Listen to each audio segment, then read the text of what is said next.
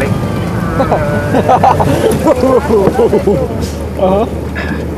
Yeah, no. There you go. Well, ladies and gentlemen, this is your captain speaking. We are cruising at a height of 22 feet. The emergency exits are everywhere. In the unlikely event that something goes wrong out of the water, please remain calm and stay sitting in your seats until I get off the bus. Sign on. Do whatever you want. I don't care. Oh, and those glasses look ridiculous. That's a really high up. So folks, this is the Grand Canal Dock, or the Grand Canal Basin if you want. It's basically a massive swimming pool. That's how you get from the Grand Canal out to the River Liffey, through those 3 locks over the corner. It's 22 feet deep, which is about 6 meters 70 if you're metric. It is as deep at the outsides as it is here in the middle. And apparently the bottom is all lovely and tiled. No, I've never seen the bottom. I don't plan to either. Apparently it's tiled. Look at the dock. Little dog go. And when the wakeboarder turns around, watch the dog turn around as well. Poor dog has little small legs though. Let him go. Whoa, they're taking it.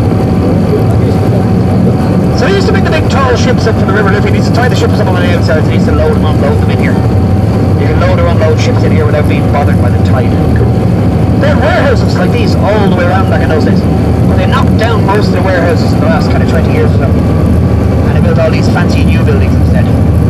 They call that urban renewal, or urban regeneration, or urban something or other.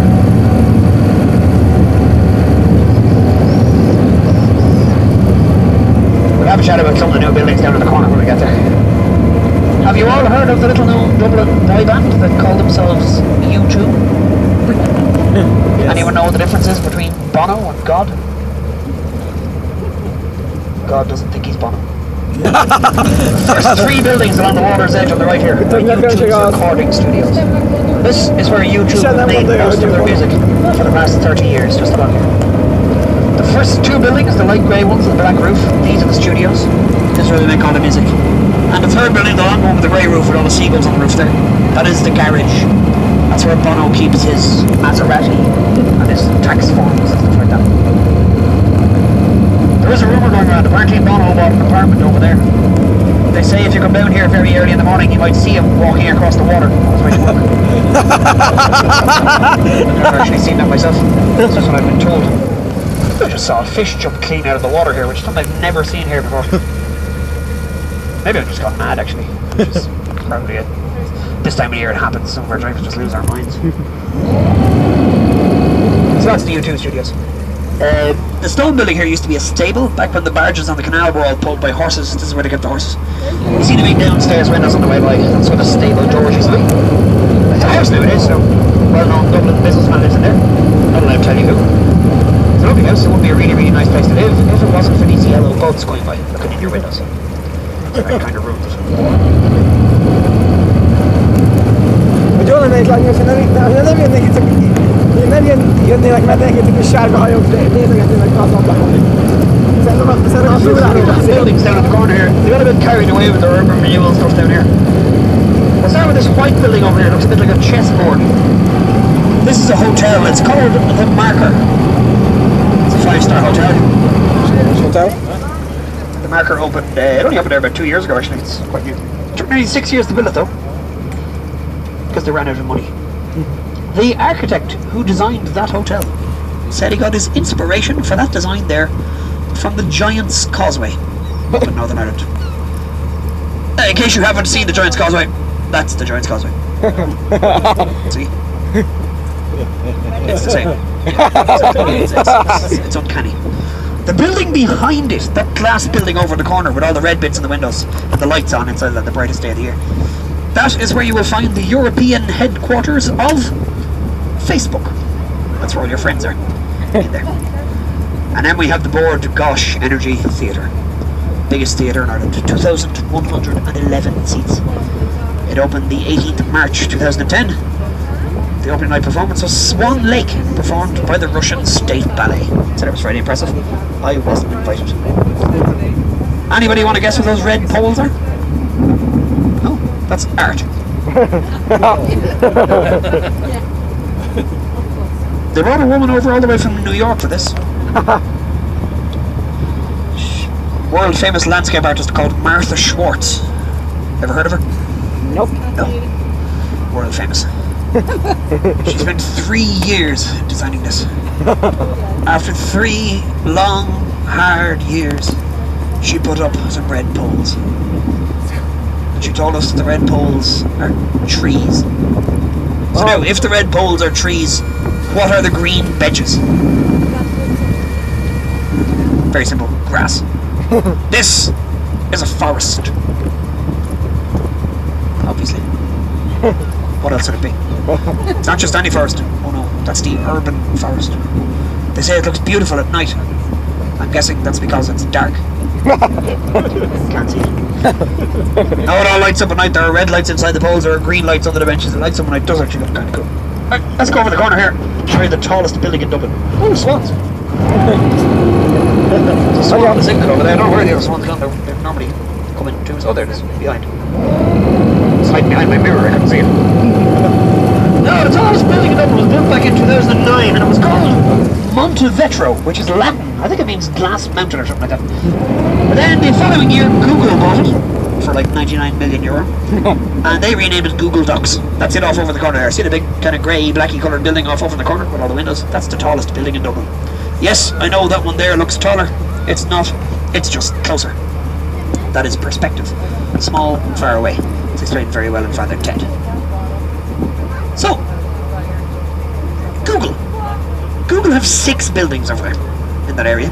They have 5 more over on the north side of the city. They have about 4,000 staff living and working in Dublin from 40 different countries, speaking 60 different languages. It's fairly impressive. I tried a couple of years ago, I couldn't even name 60 languages. Google are one of the best companies in the world to work for. In that building over there, they have a free gym, free swimming pool, free food and drink, free Ben & Jerry's ice cream. They have chill-out rooms, video games rooms, meditation rooms. They have special days as well. They have Bring Your Kids to Work Day, Bring Your Parents to Work Day, and my personal favourite, Bring Your Pets to Work Day. Not on the same day, obviously, that would cause chaos. Grannies and Jack Russells everywhere. So that's Google. They're not looking for any bus drivers either, I checked. The old buildings across the road, Boland's Flour Mills. During the 1916 Rising, a fella called Sean McMahon locked himself in there with 6 of his friends. They're prepared to spend up to a week fighting their way out. 6 days later, nobody had turned up to fight against it, so they surrendered. Bit of a strange battle, actually, when you think about it. During the property madness of the last 20 years or so, a developer wanted to knock down Boland's Mills, but he wasn't allowed, so he went bankrupt instead, so now we own Boland's Mills. By we, I mean the taxpayers, not me personally in any way. The area over the corner, okay, behind the marker, between the marker and the river, that area used to be called Misery Hill. They used to hang up dead bodies over there. The bodies of executed criminals. You find someone guilty of a very serious crime, hang them by the neck until they're dead, bring the body down here and put it up on a hook. Leave it hanging there for 1 year. After a year it was just a skeleton swinging in the breeze. Kind of like a wind chime. The idea behind that, it was a warning to sailors: if you break the law in Dublin, this is where we're going to put you. Don't know why they ever stopped doing that. Sounds like a great idea.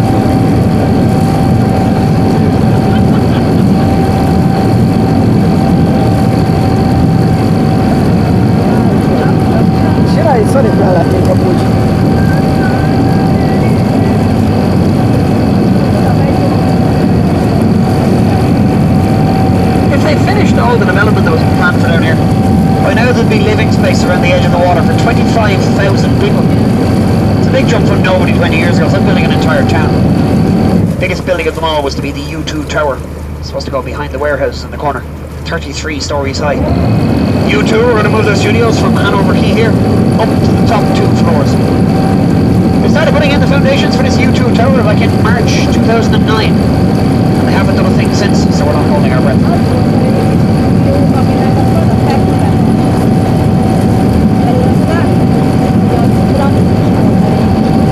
Now, the 2 frames sticking up out of the water on the left hand side with the cables running between them. These are for wakeboarding. Great fun to watch this. It's been here for 2.5 years. Some people come in here, they're really good at it. They're jumping over the ramps and spinning around doing tricks and stuff. It's great fun to watch them. But what I personally enjoy watching the most is when it's someone's first time holding on for their life. Get their eyes closed and their mouth open. And the last thing they need is a bus full of people looking at them. It's brilliant. Where's this coming? That's Liam.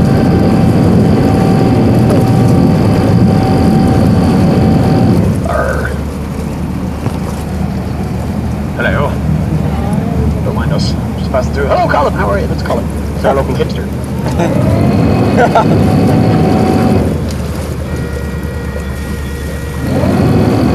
Let's see if it's any good.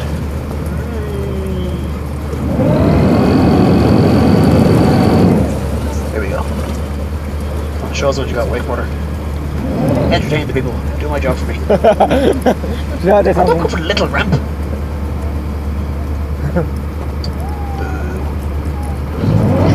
That. Well, when I say nearly, I mean not at all. So, anyway, that's the wakeboard. The surf shop's over here. See, they have a few kayaks, a couple of sailing boats, paddle boards, stuff like that. Surf dock. They used to operate from the ship. There's a black and white ship down here. The Nave Ena. It's Irish, it means Saint Enda. Patron saint of the Aran Islands. 3 little islands over off the west coast. That ship was the Aran Islands ferry going from Galway to the Aran Islands and back from 1956 until 1988. Then they brought it apart in here. It's parked over against the wall until about 18 months ago they moved it in where it is now. So as you look at the ramp in the corner, please don't stand up on the way up the ramp, okay? It's kind of steep. If you look across the river, you should see a big grey building coming into view just now. This is the 3 Arena. It's one of Dublin's top concert venues. The building at the bottom, from the chimneys down, was an old freight depot, the Point Depot. They used to maintain, back when more freight trains, they used to maintain the trucks in there. But in the 1980s, a businessman called Harry Crosby bought that and turned it into a concert venue. Harry Crosby, conveniently enough, is the man I'm not allowed to tell you lives in that house back down there. About 8 or 9 years ago, they built that big block on top. They made it bigger. They called it the O2. And then just last year, they renamed it the 3 Arena. Holds up to 14,500 people for concerts. Here goes, up we go. Bumps on seats. The little small boat on your left, this is a rescue boat. If one of these things ever decides to sink, that boat is going to come out to rescue us. Thankfully we've never actually had to use it for that, but we still have to have it there, just in case. Keep the old health and safety Celts happy. That white thing on top of it is a life raft. Up we go!